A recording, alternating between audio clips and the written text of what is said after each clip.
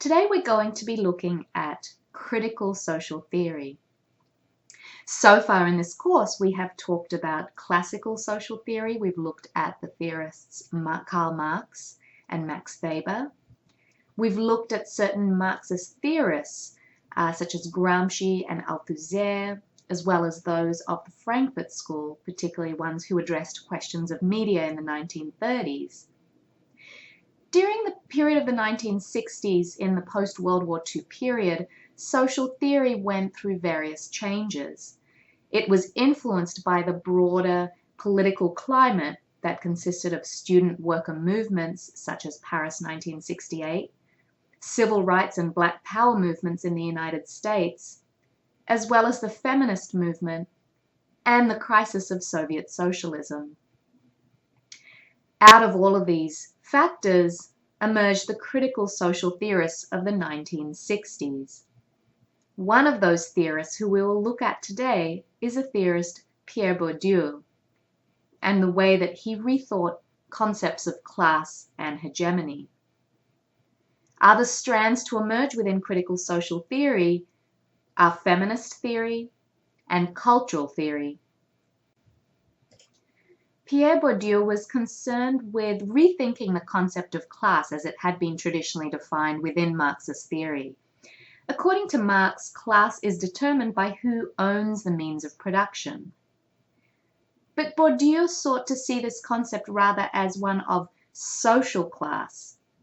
Social class for Bourdieu consists of four different types of capital. It consists of the economic capital that Marx had theorized, but it also consists of social capital, or one's position in the social hierarchy, for example, having influential relatives.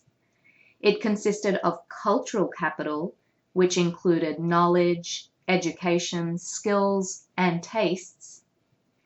And it includes symbolic capital, which is the use of symbols such as a fancy or expensive car to express other kinds of capital, such as economic wealth.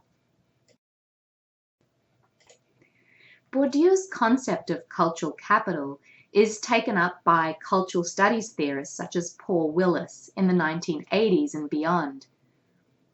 Paul Willis asked, for people who don't have any cultural capital, young people, minorities, or an underclass, how do they create it? How could cultural capital be a form or a source of resistance? The answer that Paul Willis gives is in the idea of common culture. He says that young people of working class background can create their own sources of cultural power through creating their own social, cultural, and symbolic resources, through producing individual identities that are a rejection of traditional identities. The idea of common culture means that identities are situated in larger contexts, and he's also interested in the ways that cultural power is applied to the world more generally. The notion of common culture and that of cultural capital helps us separate out the realm of popular culture from that of art, high fashion, and classical music, which have traditionally been objects of study. This relates to Benjamin's argument that stripping away the aura of high art creates the possibility for the democratization of culture.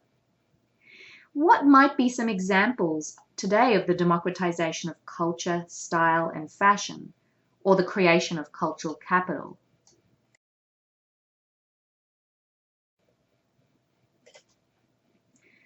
One example we might give is the development of the turntables through hip-hop culture in the 1970s.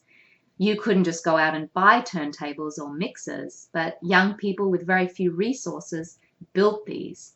So for example, Grandmaster Flash and Kool Herc would take stereos from abandoned cars, and that's how they built the turntables, using their creative inspiration in their landscape. Another example is that of hip-hop influenced design houses like FUBU. FUBU was created when two young black men from Queens began to make and produce hats. They were too expensive to buy on the market, so they just created their own. Then they began to make t-shirts, jerseys, and baseball caps. As more demand came in than they could meet, they created the label FUBU, for us, by us. We can see in this example how young people with a connection to everyday culture had the kind of capital that was lacking in big design houses like Ralph Lauren, Tommy Hilfiger, and Calvin Klein.